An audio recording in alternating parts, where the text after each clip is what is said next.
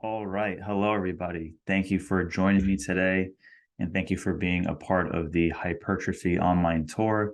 Huge thank you to Eneko for inviting me to present and everyone else behind the scenes at the Hypertrophy online tour.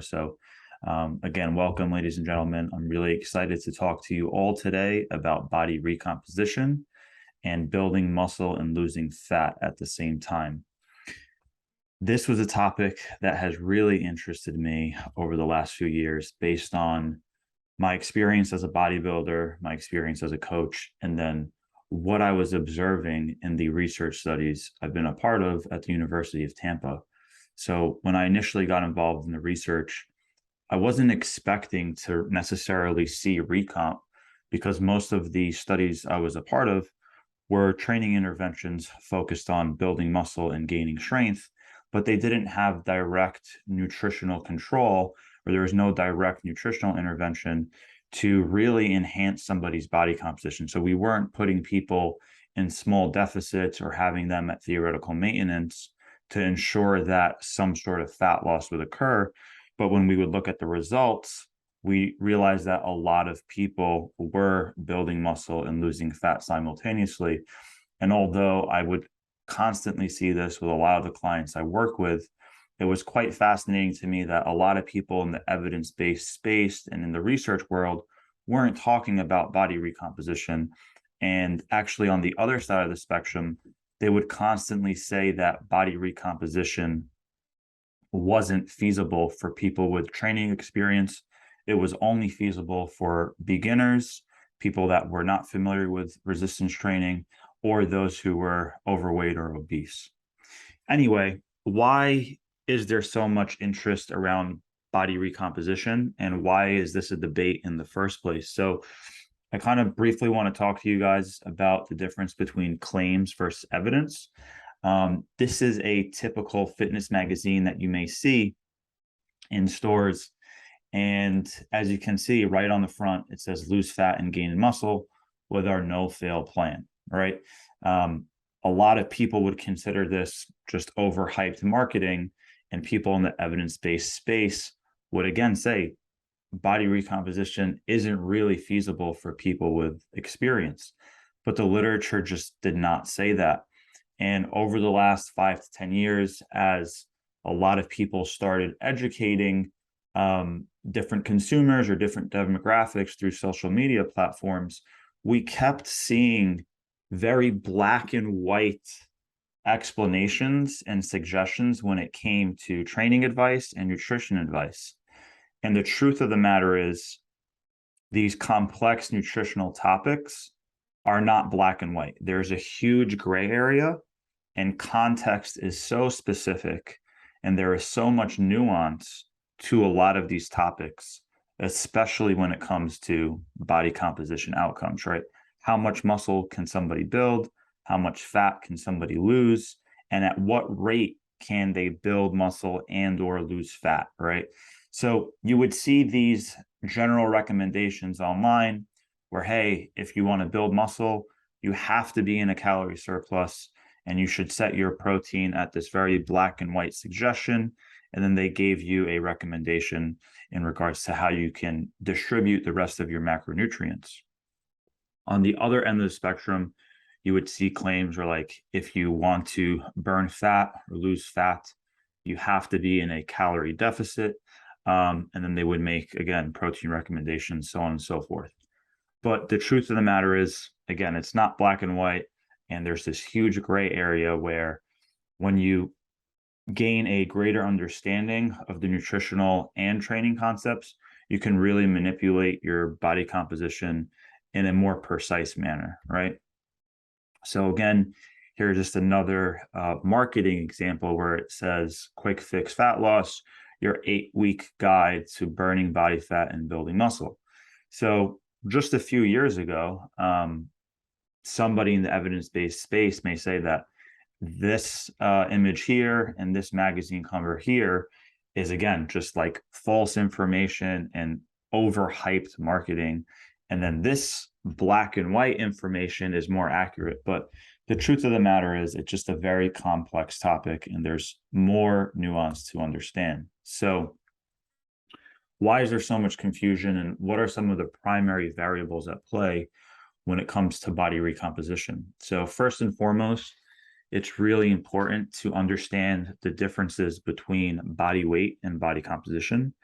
Your scale weight, again, is just your total body mass. I'll dive into that a little bit further on a different slide. How is body composition being assessed? Are you objectively measuring this with some sort of technological piece of equipment, like a DEXA scan or a bioelectrical impedance device? Or are you just visually looking to see, is my physique improving? Am I looking more muscular and I'm looking leaner, right? The training status of the subject is going to matter significantly. So again, if they're novice, intermediate, or advanced trainees, as well as what has their training looked like over the last 3 months, right? So a really quick example, I would consider myself a more advanced lifter, but at the moment, I'm not in my peak muscularity condition, right? I'm slightly detrained. I'm not hitting strength PRs at the moment, right? I'm not at the strongest I've ever been. So even though I'm advanced, I actually do have some ability to recomp right now in this current phase, because the last 3 months in regards to training and nutrition hasn't been extremely precise, and I haven't been crossing all my T's and dotting all my I's. So even though I might have 12 years of training experience and somebody might categorize me as being advanced, that doesn't mean I can't recomp successfully right now, right? And then there are such large individual differences just based off of their genetics and how much potential one has, okay? We'll talk about that further as well. Other factors that are going to impact one's ability to successfully recomp is going to be their nutritional intake and the strategies that are being employed, right? So what are their total calories at? What is their energy balance looking like right now? Are they in a deficit, a surplus, or at maintenance?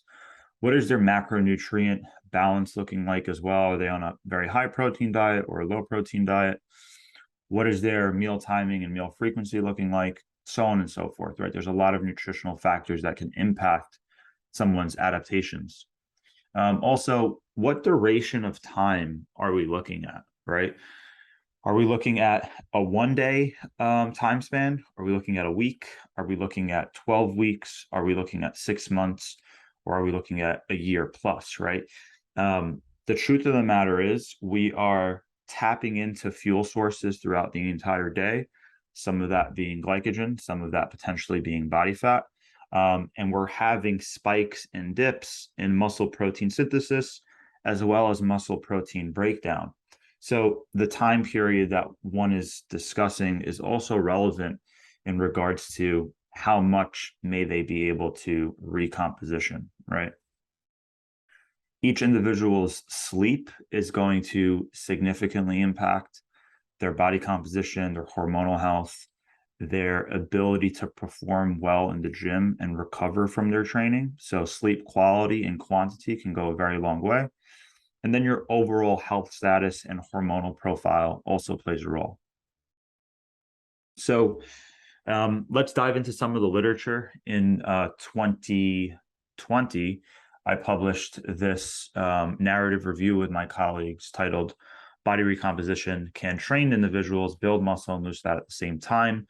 And this was published in the Strength and Conditioning Journal.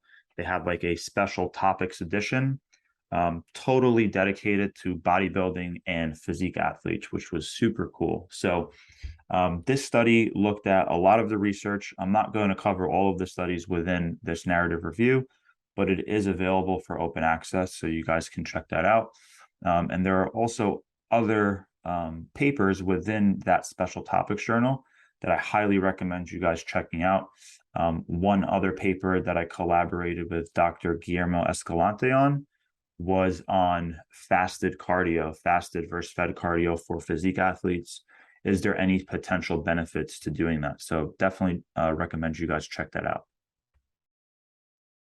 So first and foremost, let's quickly discuss the difference between body weight and body composition, right? Again, Your body weight is just your total body mass, and your body composition are the different compartments that make up your total body mass, right? So you have lean mass being one compartment, or fat-free mass. Skeletal muscle is what we're most focused on here. Okay, that's only one component. You also have fat mass. Fat mass can be broken down into different sublayers, so to speak. So we obviously have subcutaneous fat underneath the skin. That's essentially what we can pinch, and what physique athletes and people in the general public are most concerned about losing, because that's going to improve their visual physique the most.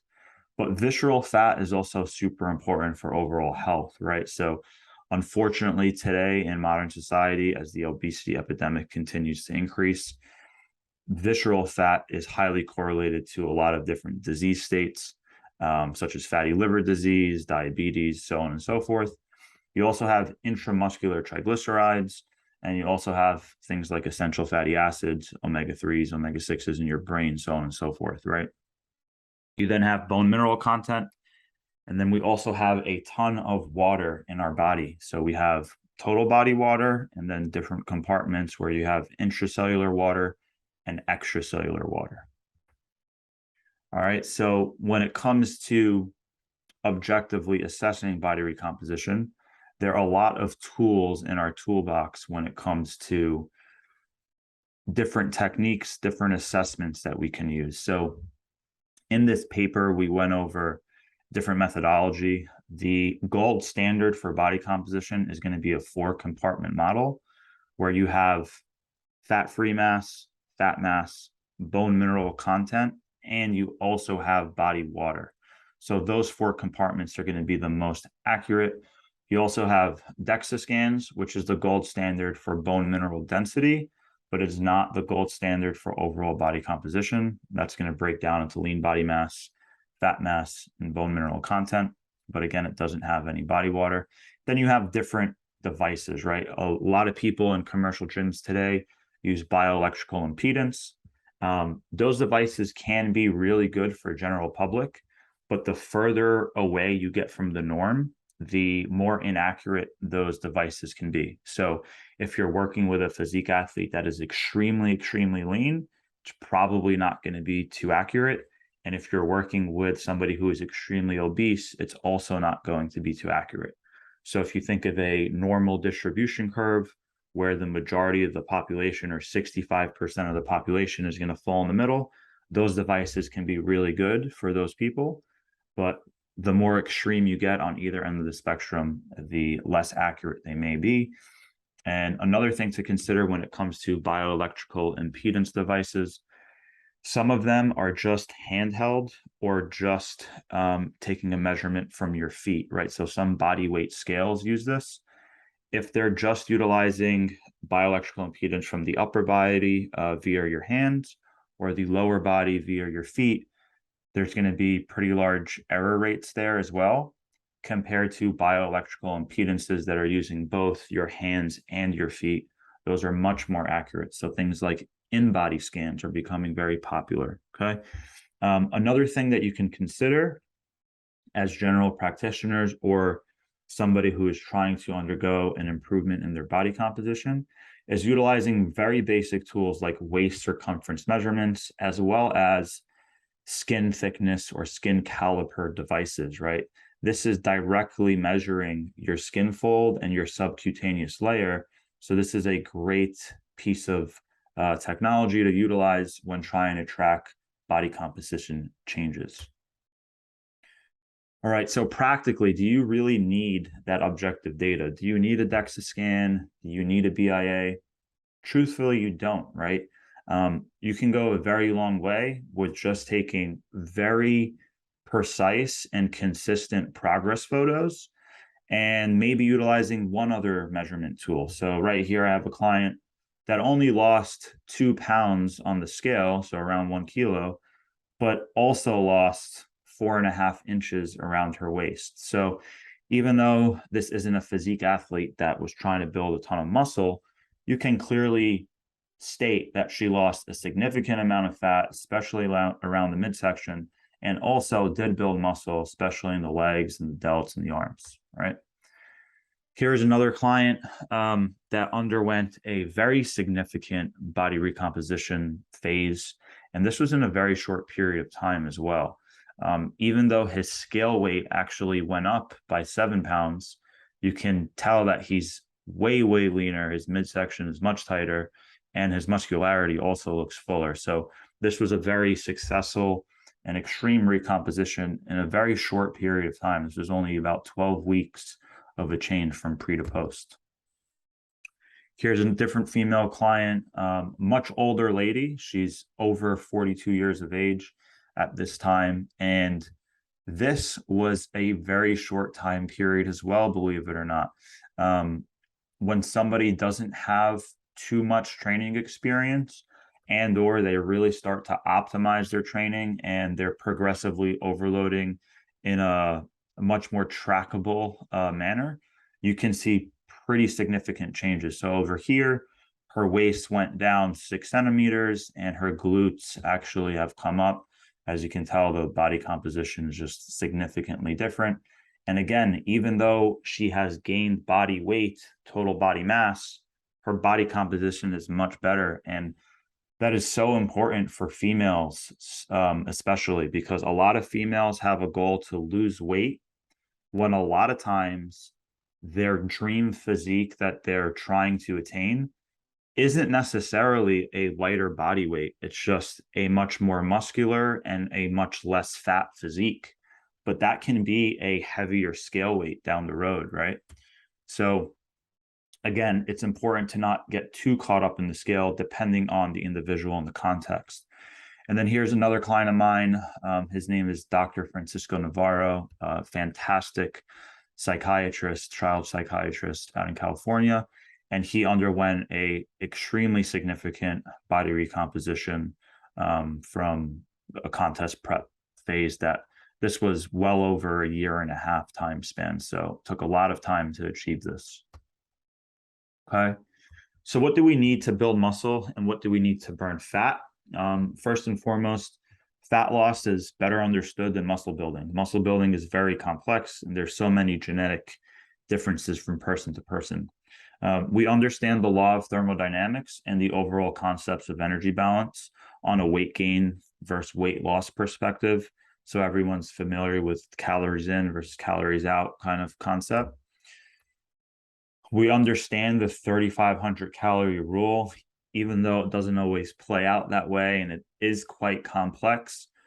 We generally understand how large of a deficit one should be in to expect, 1 pound of fat loss, right? On the other end of the spectrum, it is extremely difficult to try to quantify how much protein and or calories are required for someone to build 1 pound of muscle, right? So our understanding on the physiological mechanistic sense is much different. And muscle building, we're still scratching the surface there. There's still a lot more for us to understand. We understand some key mechanisms that stimulate muscle hypertrophy and increase skeletal muscle mass accretion.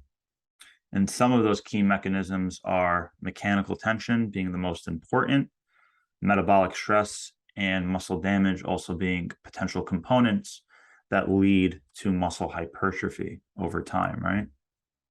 And then most importantly, when it comes to muscle building and increasing our skeletal muscle mass, we understand that we have to have a positive nitrogen balance, right? There needs to be greater muscle protein synthesis relative to muscle protein breakdown if we're going to be building a net positive there.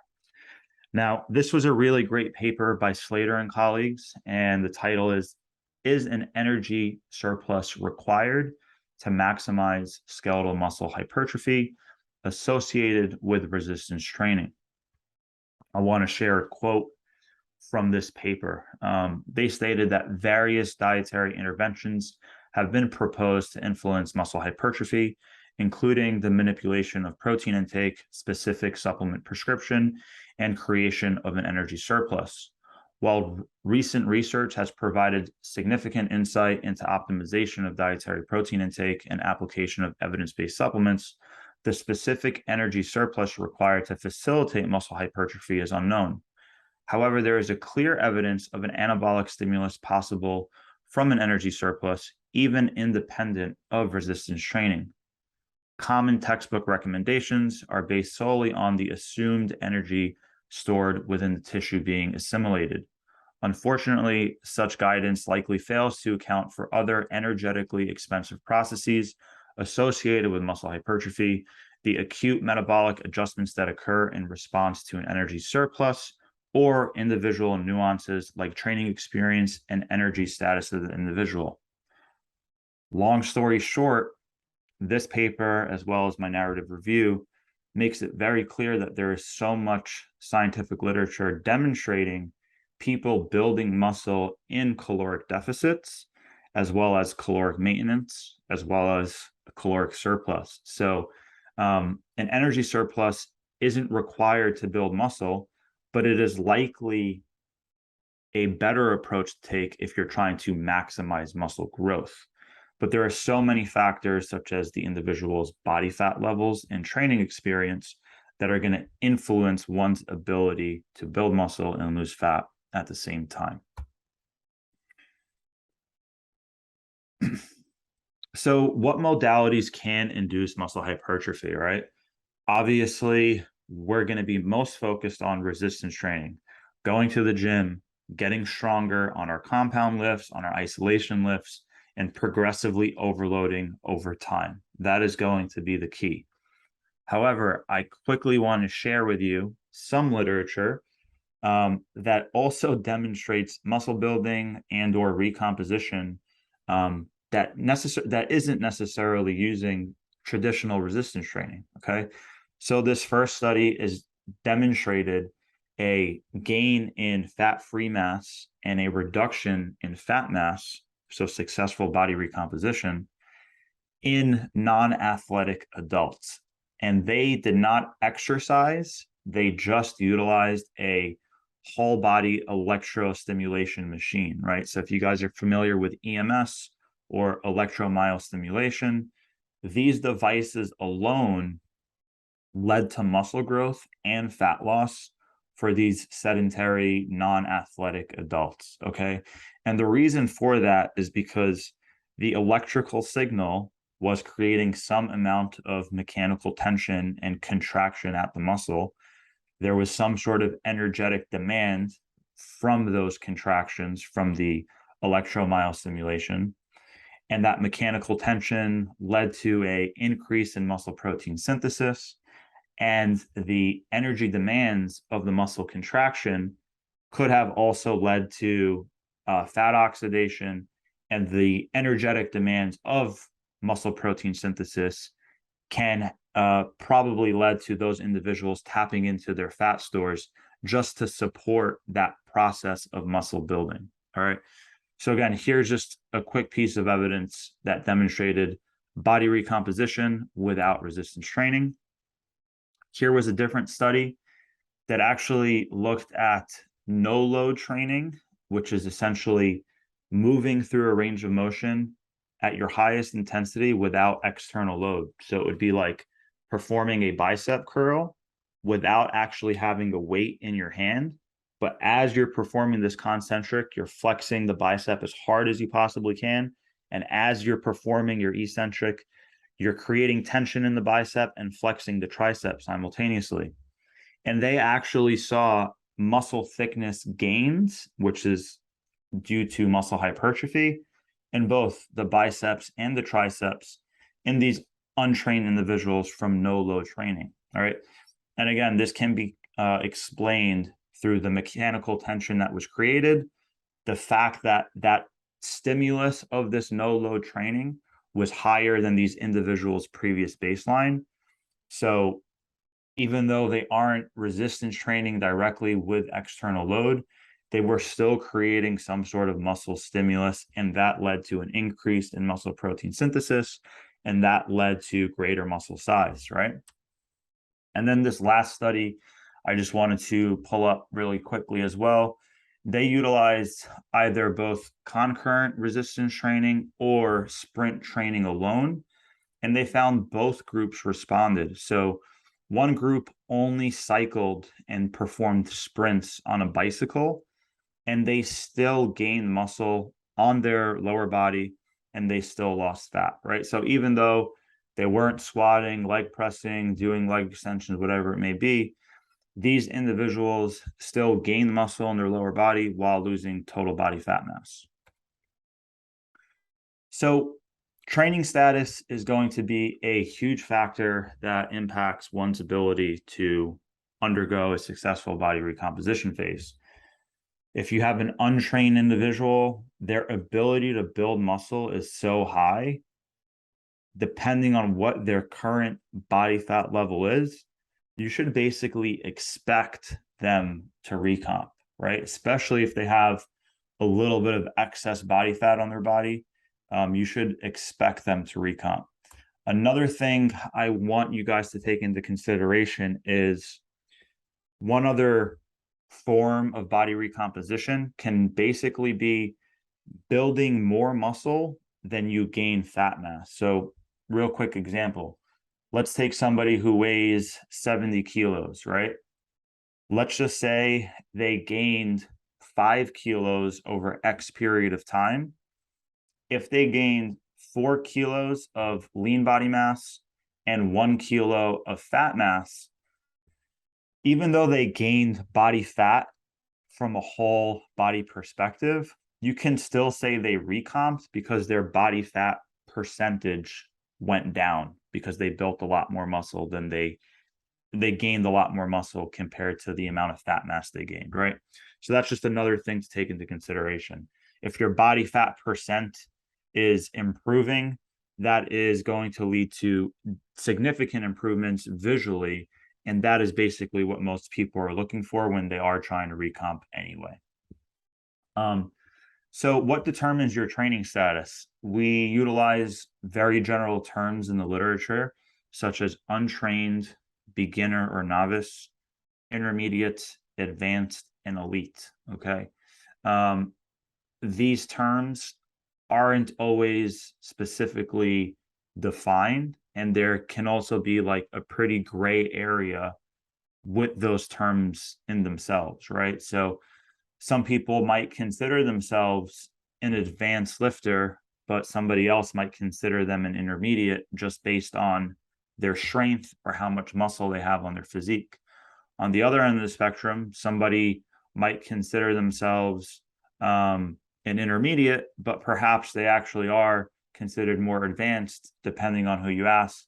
Again, based on how many years of training experience they have, what their strength levels are, so on and so forth. So these terms are pretty vague, and getting a little bit more detail is going to probably be better in regards to understanding one's ability to potentially recomp or not.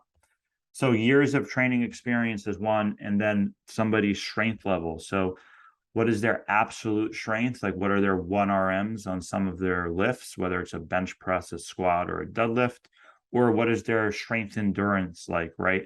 What are their 10 rep maxes, or maybe how many reps to failure can they perform if they were to take 70% of their 1 rep max as an example. Now, the last factor is something that I think is most important, and it basically applies to everybody, whether you're an intermediate, an advanced, or a beginner, right? What current shape are you in? And what has your training looked like over the past 3 months? Again, in the very beginning of this, I said, even though I am an advanced lifter, I am slightly detrained and I am not at my peak when it comes to total muscle mass as well as my strength.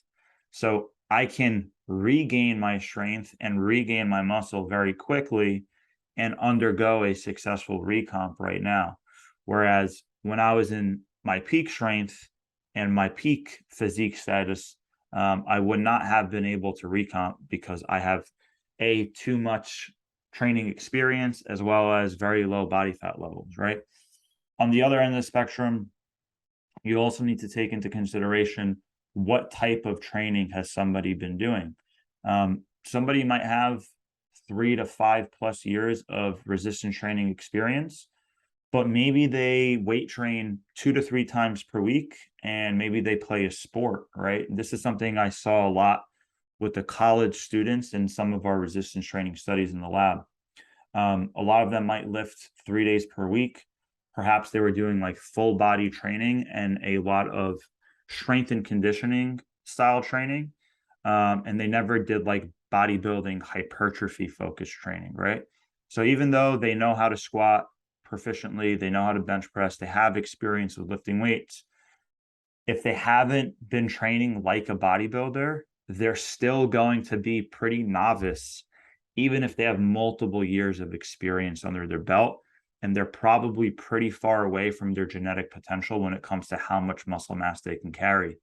Therefore, they probably can build more muscle mass, and their ability to recomp is probably greater. So this sliding scale over here is essentially how I predetermine somebody's ability to successfully recomp.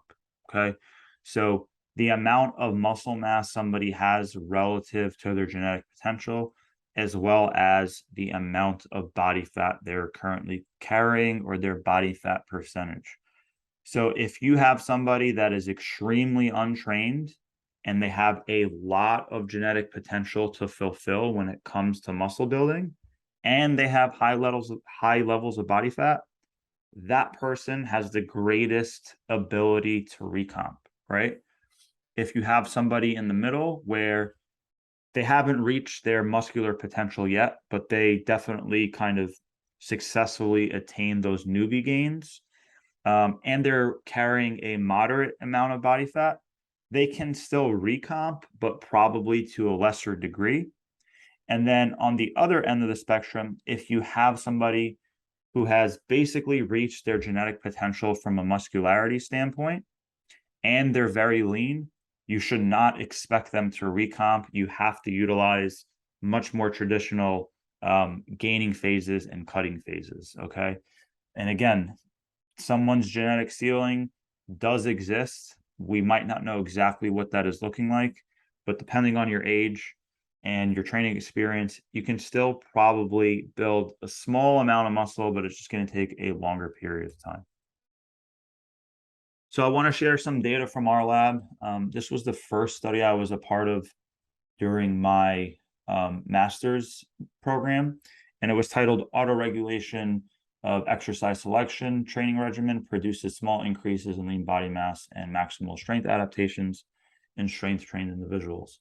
So without getting too deeply involved in the differences of the study, we had two groups that were both training full body 3 times per week. Okay. One group auto-regulated their exercise selection, and then the other group had a fixed exercise selection. So they had to do what was provided to them on their spreadsheet that day. What I wanted to point out here is that when we look at scientific research, most people just report the mean changes and the standard deviation. So you can see that the autoregulatory group gained 1.6 kilos of lean body mass, and the fixed group only gained 0.98 kilograms of lean body mass. All right. Now, this is looking at the group average. When you look at the individuals, you will actually see that some people didn't gain much lean body mass at all. Some individuals even lost lean body mass, and some individuals gained a significant amount of lean body mass. So you as an individual or you as a coach, you don't necessarily care about these group means too much, right? You want to see how different individuals are responding. So again, some subjects gained up to 9.4 pounds of lean body mass while losing 1.87 pounds of fat mass simultaneously, while others lost up to 3.3 pounds of lean body mass and simultaneously gained 5.2 pounds of fat mass, even though they were doing the same training 3 times per week in our lab supervised, right? Long story short, if you look at this data, you would see that 5 out of the 17 total subjects did gain some amount of lean mass while losing some amount of fat mass simultaneously. And then the most extreme case was this one subject who gained 8.6 pounds of lean mass while losing 4.2 pounds of fat mass. So I found that fascinating to see such large individual differences from person to person. And I kept wanting to explore how often will this occur in the literature, right? So the second study I was a part of was actually in collegiate volleyball players. So even though they have resistance training experience, again, their lifting is very strength and conditioning orientated. It is not training like a bodybuilder. It is not hypertrophy training necessarily. However, they are still going to gain muscle mass. This study was set up in a very strength and conditioning based manner. We were investigating the differences between velocity based training protocols and optimal training loads. Long story short, the thing I want to focus on here is that one group on average gained 5.94 pounds of lean body mass while simultaneously losing 4.92 pounds of fat mass. And then the other group gained 5.9 pounds of lean mass while losing 5.9 pounds of fat mass.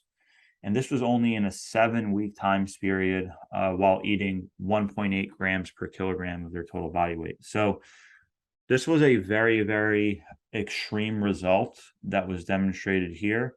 And again, when looking at the different individual responses, some were even more impressive than these group means. So here is an image. I'm going to go over some more data from our lab really briefly and then get into data from other labs. But here's an image of a ultrasound actually looking at the muscle thickness of somebody's pectoralis major muscle, of their chest muscle.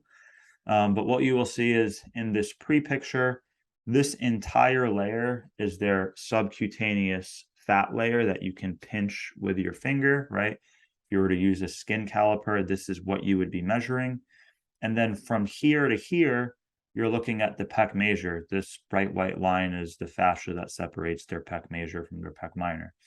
Anyway, as you can see just from this ultrasound image, it's quite clear that this individual gained muscle, their muscle thickness increased from here to here, while losing a pretty significant amount of subcutaneous fat. So we can see this obviously visually if you're looking at an individual's physique, but there are also different assessment tools that can demonstrate body recomposition. So the data that I just shared before was utilizing DEXA, and now this data is utilizing an ultrasound, right? So this study was titled Progressive Resistance Training Volumes, the Effects on Muscle Thickness, Mass, and Strength. We had 3 groups here, and we were looking at different weekly volumes to see how that would impact changes in size and strength over time. This data right here is just from one group. You can see this is their pre and post lean body mass in kilograms, the delta change, and then the pre and post fat mass in kilograms and the delta change. As you can see, there are very significant differences from individual to individual. If you look at the group means only, you would see that there was a 1.7 kilo increase in lean body mass, while there was a 0.7 kilo reduction in fat mass. But when you look at some individual data, you will see some extreme outliers, okay? If you look at subject 28, you will see that they gained 9.2 kilos of lean body mass while simultaneously losing 1.8 kilos of fat mass. So this is extreme body recomposition that is occurring here, okay? And if you just look up and down this table, you can see that each individual is responding quite differently. Some people are barely making any gains at all. Some people are actually losing lean body mass. Most people are losing fat mass if you look here, but some people did gain very small amounts of body fat as well. Okay. So there are other researchers that have also found this to be true, and there are other factors outside of their training status or their training regimen that is impacting their body composition outcomes. So here was a study that came out of Bill Campbell's lab at the University of South Florida, and they were looking at the effects of high protein intake versus low protein intake on aspiring female physique athletes over an 8-week time period. So both groups were being supervised in the lab, undergoing the same exact resistance training protocol, but one was consuming 2.5 grams of protein per kilogram of body weight, and then the low protein group was consuming 0.9 grams of protein per kilogram of body weight.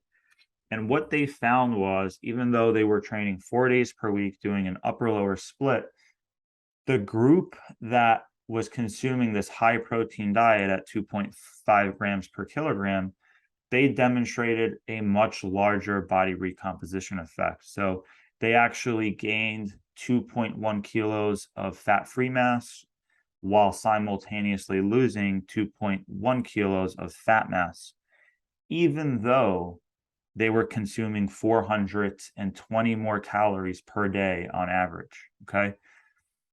On the other hand, the low protein group, they did gain a statistically significant amount of fat-free mass, but it was much smaller. They only gained 0.6 kilos, and they did not demonstrate a significant reductions in fat mass, okay?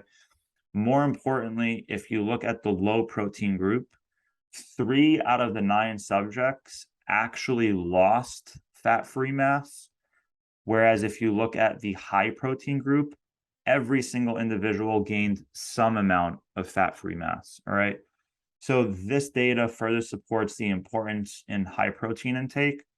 And again, even though the higher protein group was consuming around 400 more calories per day on average, they saw a much better body composition outcome. So this whole general idea that all calories are created equal, this simply isn't true when it comes to body composition, performance.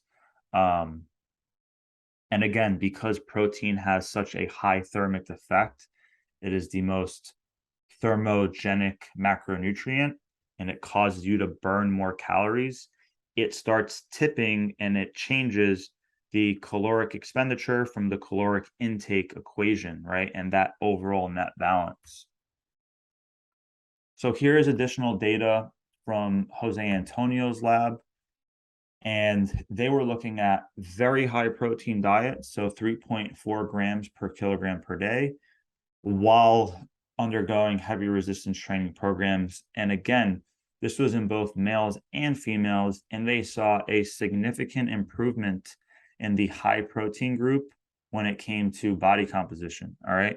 On average, both groups here gained lean body mass while they were undergoing the training protocol. But if you look at the individual data, the most interesting thing was the high protein group actually lost more fat mass compared to the normal protein group, okay? So the normal protein group went from 15.1 kilograms of fat mass only down to 14.8.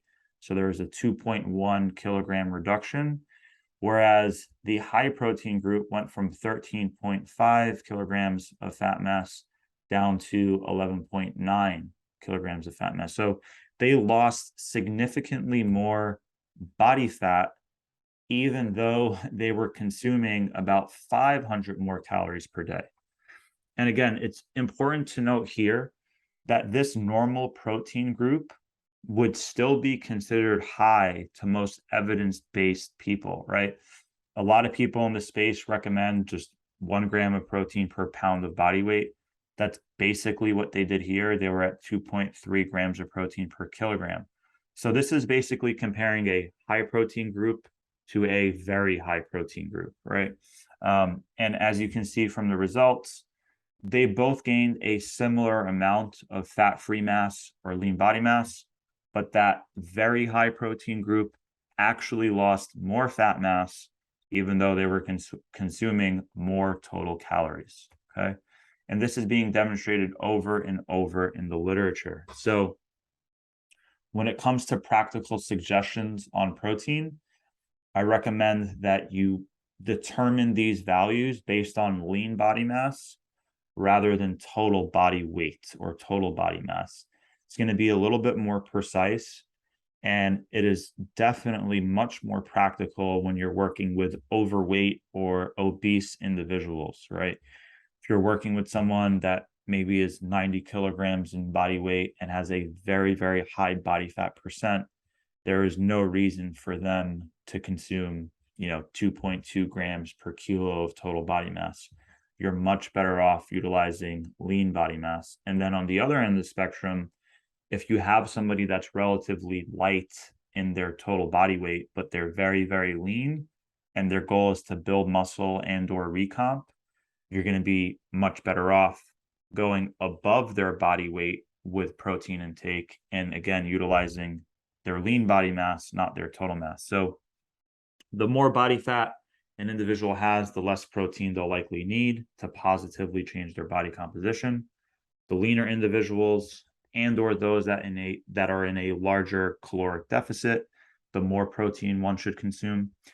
I suggest utilizing 2.6 to 3.5 grams of protein per kilogram of fat-free mass or lean body mass, okay? This sliding scale is going to depend on how much body fat the individual has. So the more body fat somebody has, the lower end of that 2.6 to 3.5 spectrum you can be. The leaner the individual is, the higher end you can be on that 2.6 to 3.5 range.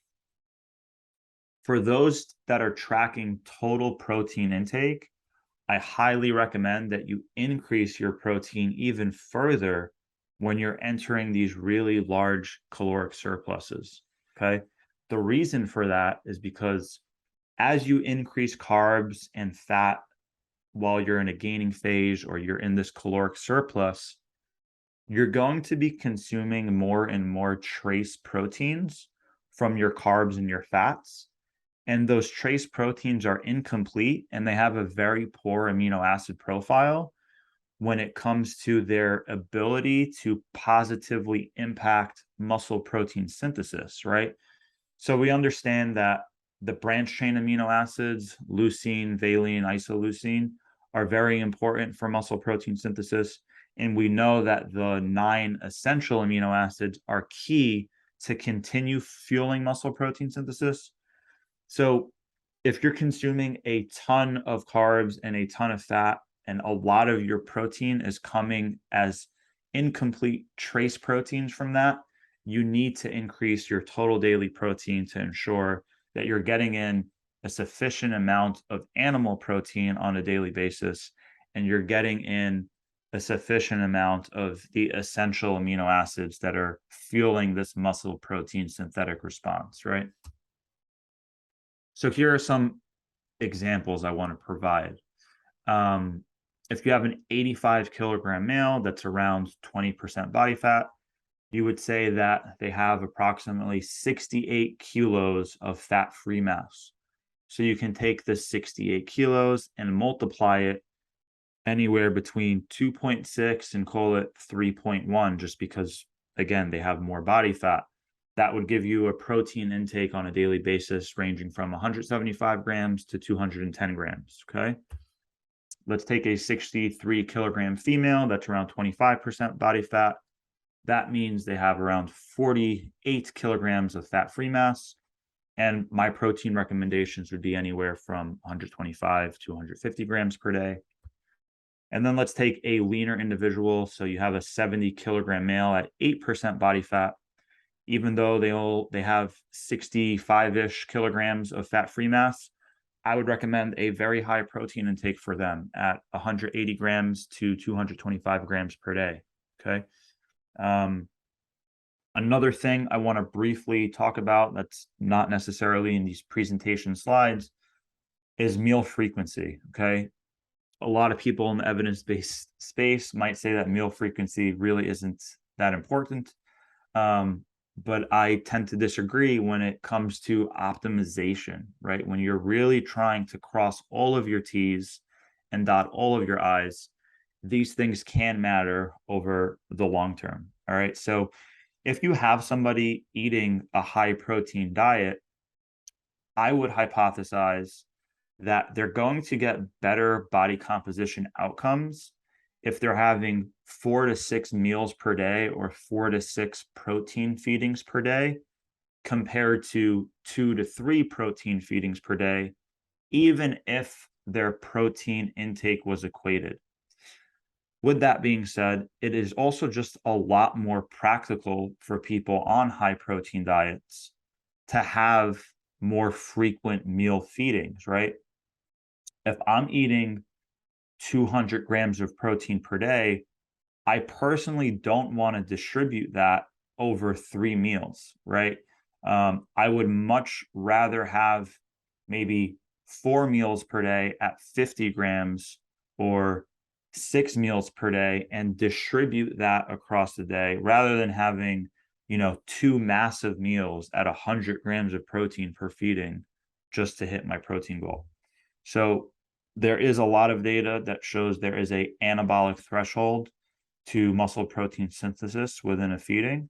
So as long as you're maximizing that, if you're consuming more protein than that in one sitting, it is not benefiting the muscle protein synthetic response.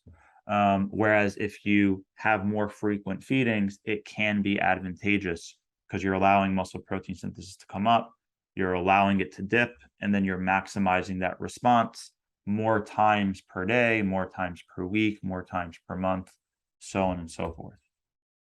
So again, just in regards to meal frequency, I really do recommend splitting this up between 4 to 6 feedings per day.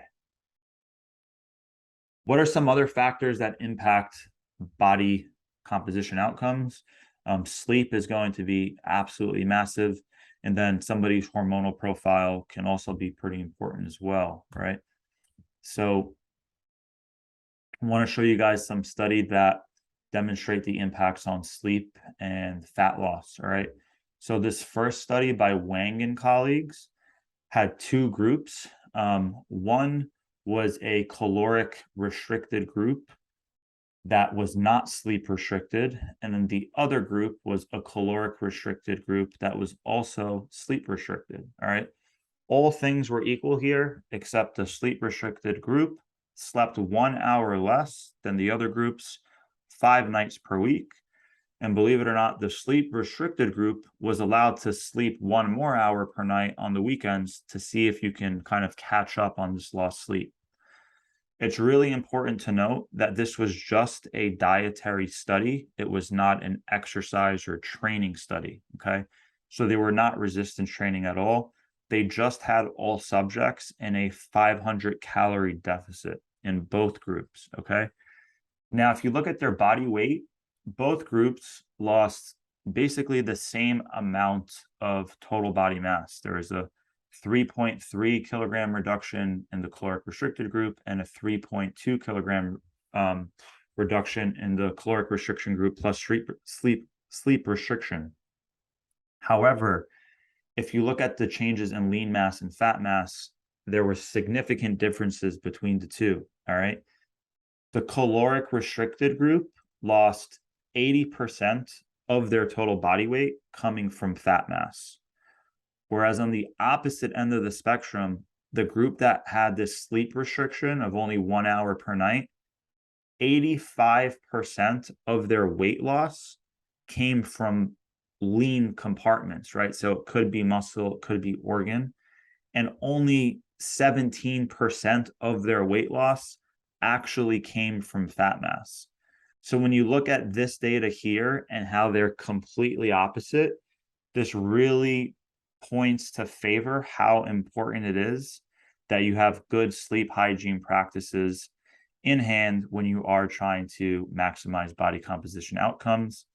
Also, the group that wasn't sleep restricted, they actually had a slight increase in their resting metabolic rate. So as they lost a significant amount of body fat while retaining most of their lean body mass, their resting metabolic rate was actually preserved and actually went up a little bit, whereas this sleep restricted group saw a very small reduction in their resting metabolic rate, which again, over time can be problematic.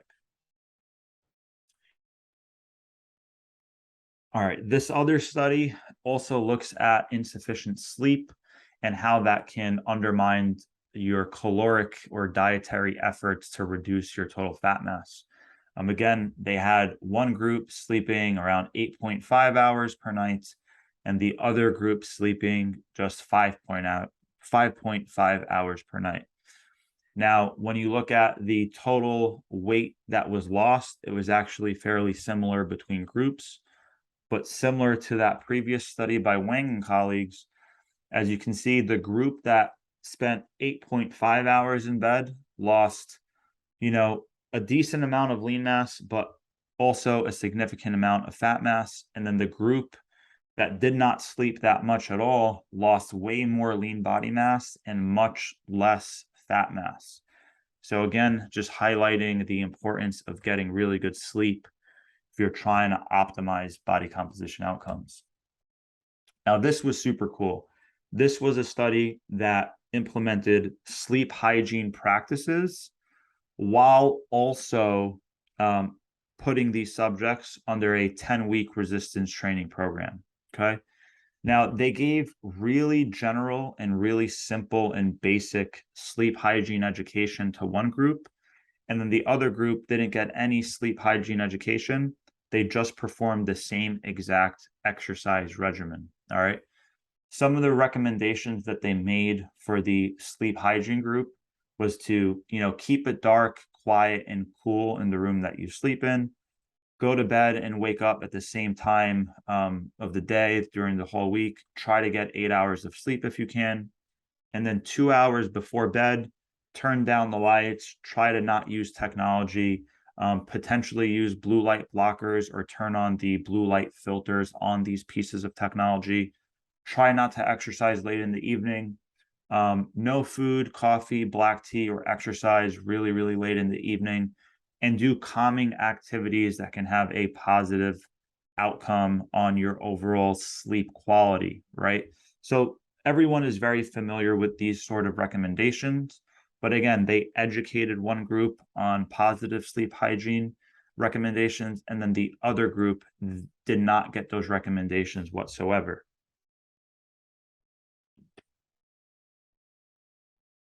Now, what they found here was quite interesting. Both groups did gain a significant amount of lean body mass over this 10-week training period. Okay. So the exercise plus sleep hygiene group gained 3.5 pounds of lean mass, and the exercise only group gained 3.1 pounds of lean body mass. They were both statistically significant.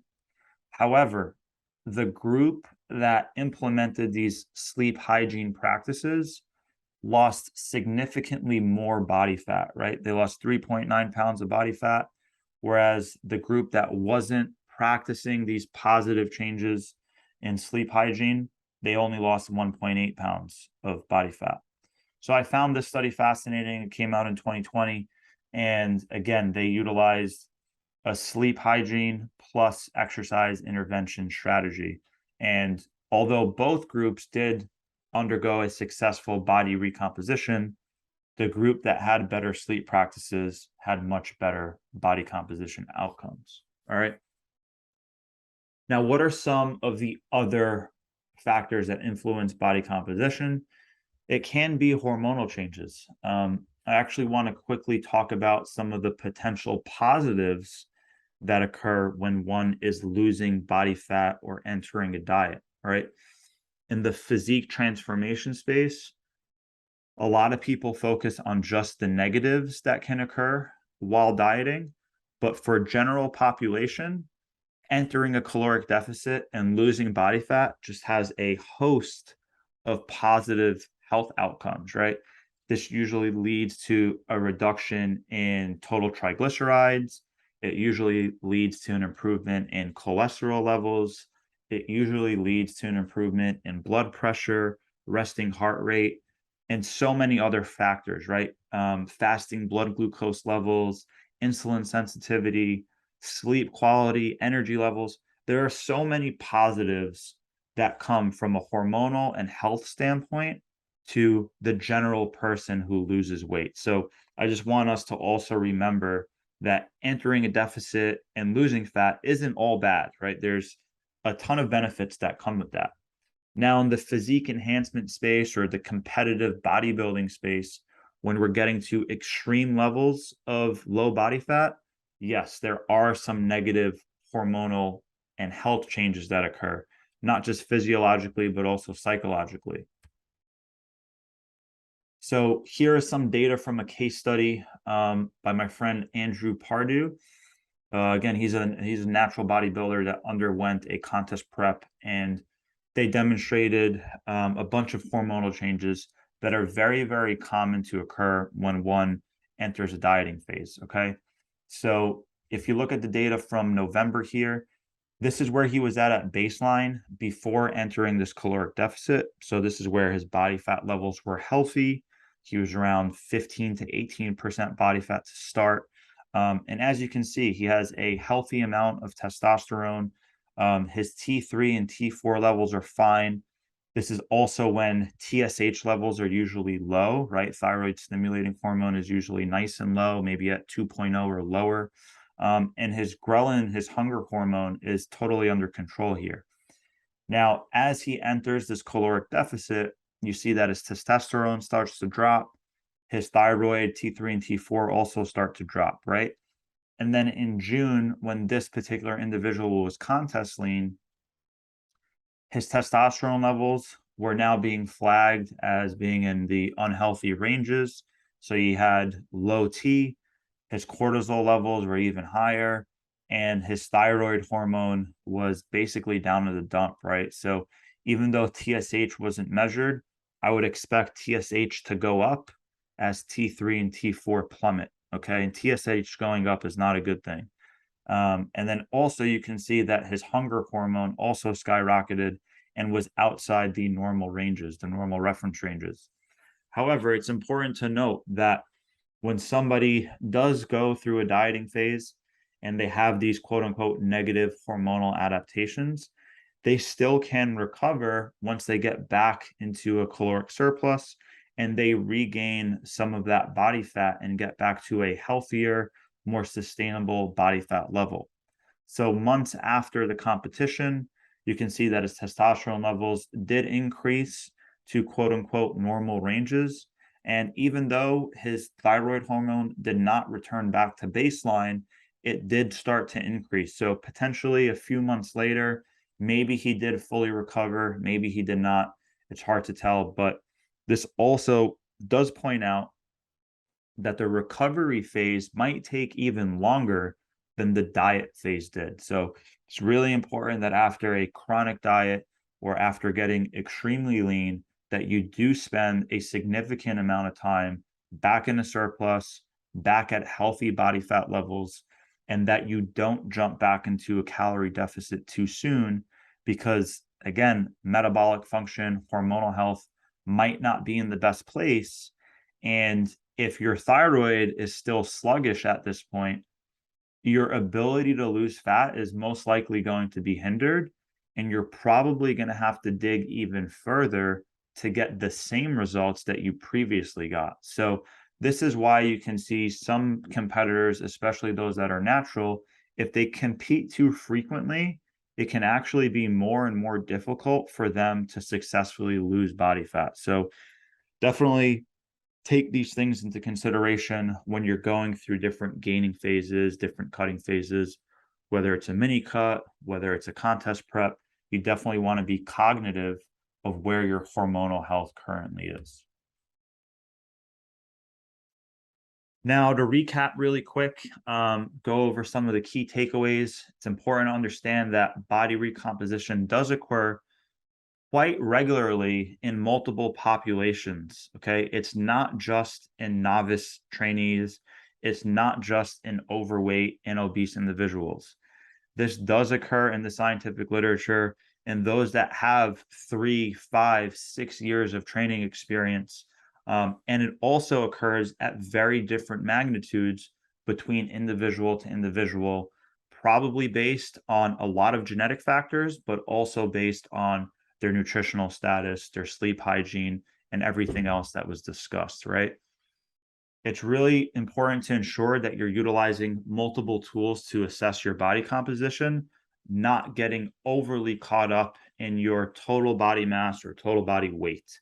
So, when I initially have a client on board with me or get started with my team of coaches and I rarely put them in a caloric deficit right off the bat, even if their goal is fat loss. Okay. I usually start them off at caloric maintenance and I focus on optimizing other factors such as their protein intake, their meal frequency, their nutrient timing, their peri-workout nutrition strategies, and then obviously their training approach, right?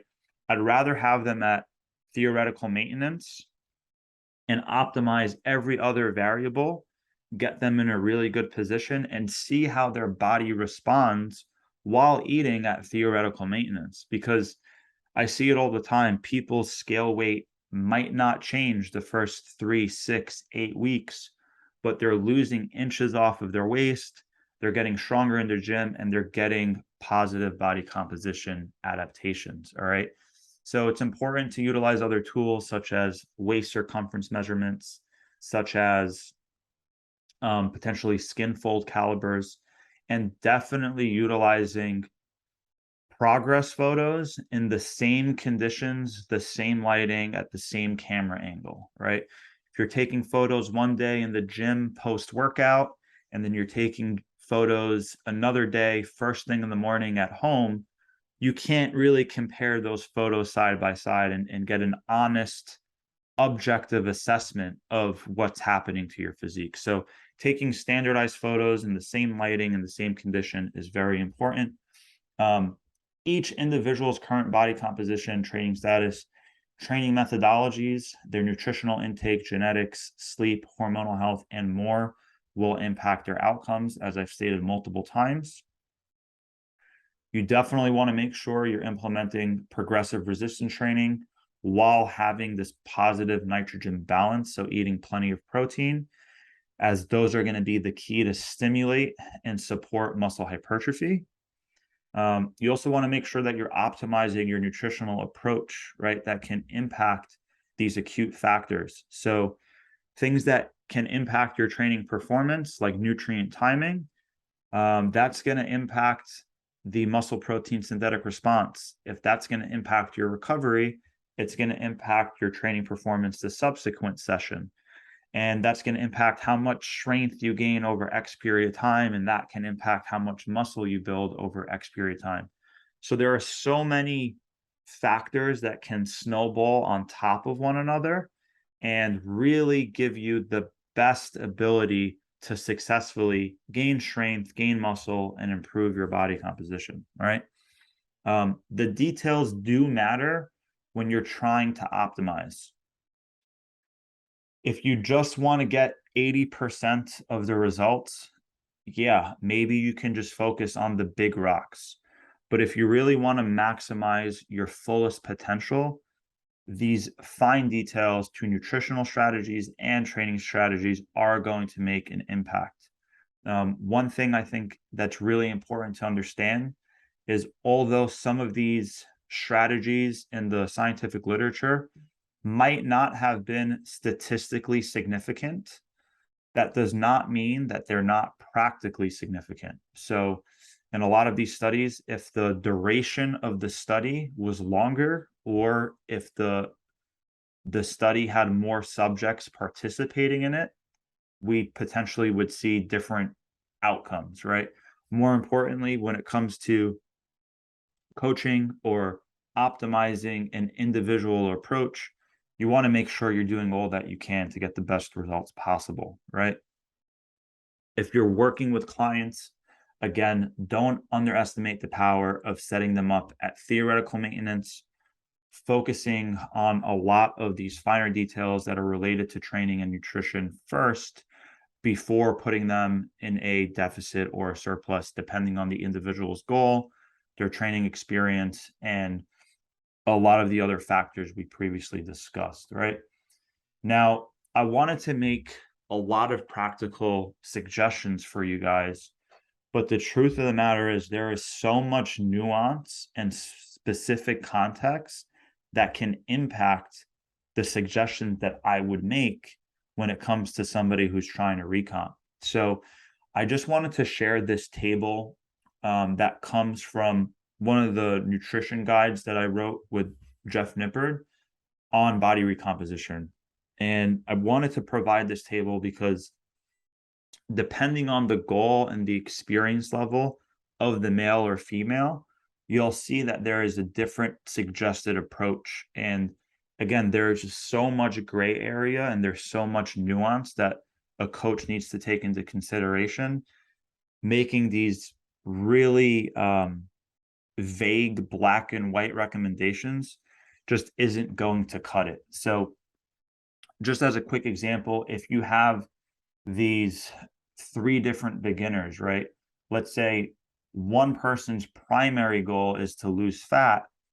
I would probably put them in something like a 20% caloric deficit, right? Around below theoretical maintenance, while applying the protein strategies that were previously mentioned, while applying a bunch of different nutrient timing strategies that are discussed in the book, right?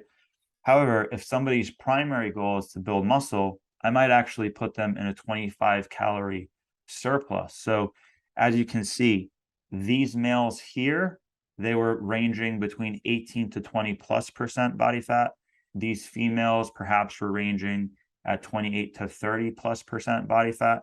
So they're really, really focused on fat loss. That's their primary goal. On the other end of the spectrum, even though you still have beginners that you're working with, these beginners are much leaner. Maybe the males are between 8 and 12% body fat, and the females are between 18 and 22% body fat. I'm going to put them in a caloric surplus, and I would still expect them to gain much more muscle than they're gaining fat mass. So their body fat percent can actually still go down, and their physique can dramatically improve, and they would successfully recomp, right? And then maybe you have somebody that they're in this healthy range of body fat between 12 and 18 for male or 22 and 28 for female. Maybe I just keep them at theoretical maintenance calories. I don't put them in surplus or a deficit. We put them in a high protein diet, and we really, really focus on their progress in the gym, their objective outcomes when it comes to their strength performance. And I would still expect to see a positive body composition outcome, right?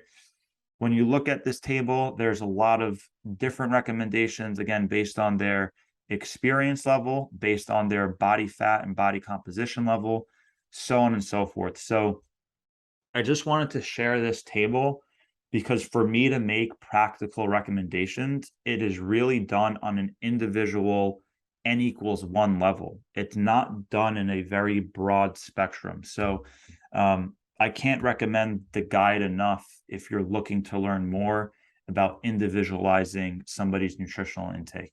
All right. So if you guys are looking for more information on body recomposition, I definitely recommend you check out the narrative review article that I mentioned earlier by my colleagues and I. It is open access. If you have access to this PowerPoint presentation directly, you can click the link. If not, you can just type in the title in a very simple search engine search and it will come up.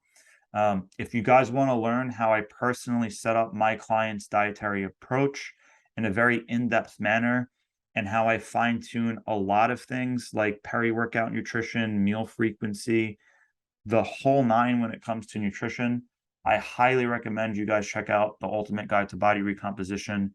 You can find it at schoolofgains.com. And to everybody tuning in here on the hypertrophy online course, I will provide a 15% coupon code by utilizing the discount code HypertrophyOT for the hypertrophy online tour. All right.